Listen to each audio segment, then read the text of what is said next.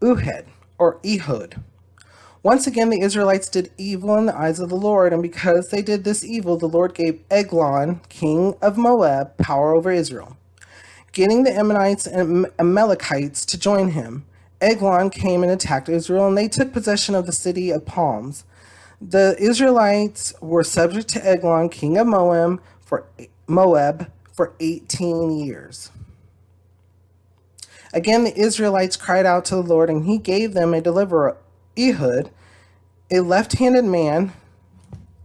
I'm left-handed.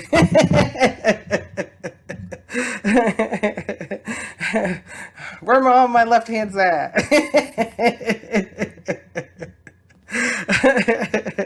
The son of Gareth Benjamite. The Israelites sent him with tribute to Eglon, king of Moab. Now Ehud had made a double-edged sword about 1.5 feet long, which he strapped to his right thigh under his clothing.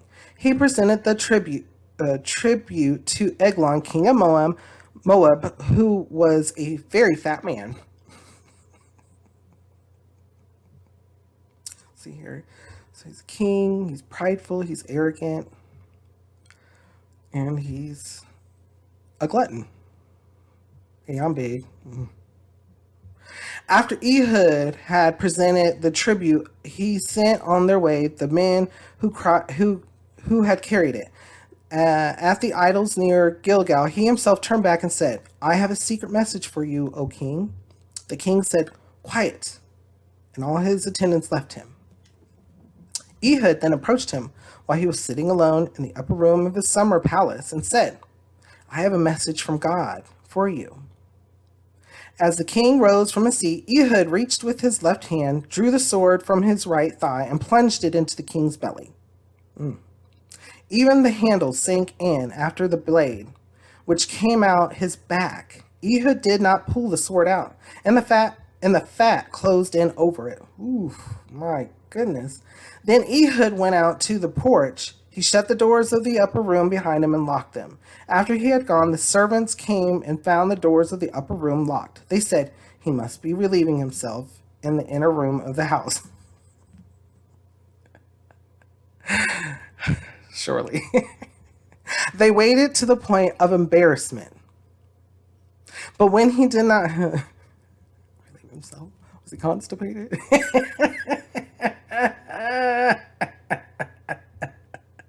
Oh boy, thoughts and feelings, man. They waited to the point of embarrassment, but when he did not open the doors of the room, they took a key and unlocked them.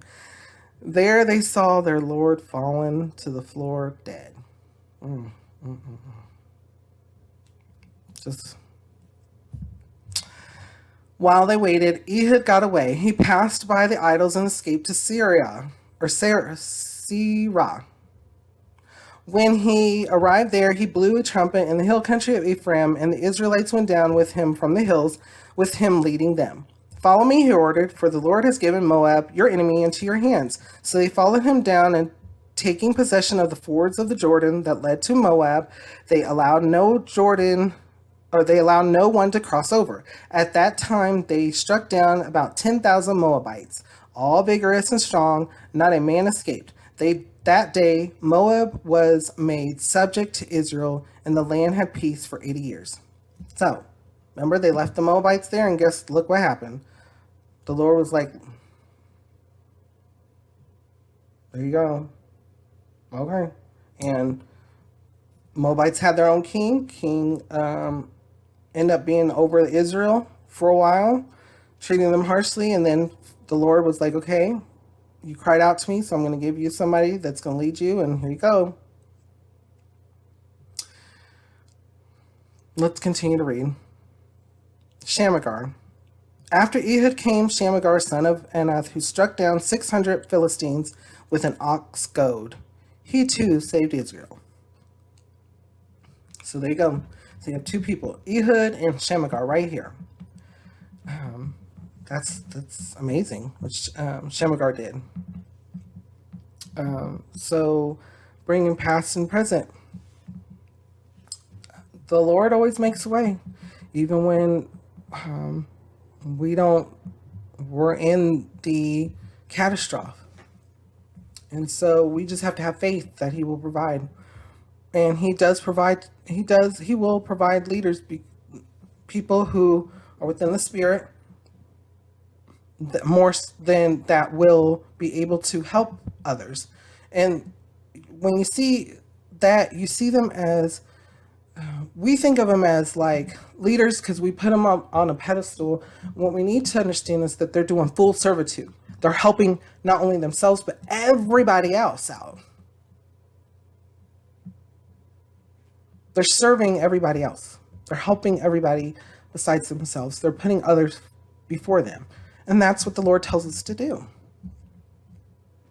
I know, right? That's what it's about. Think about it.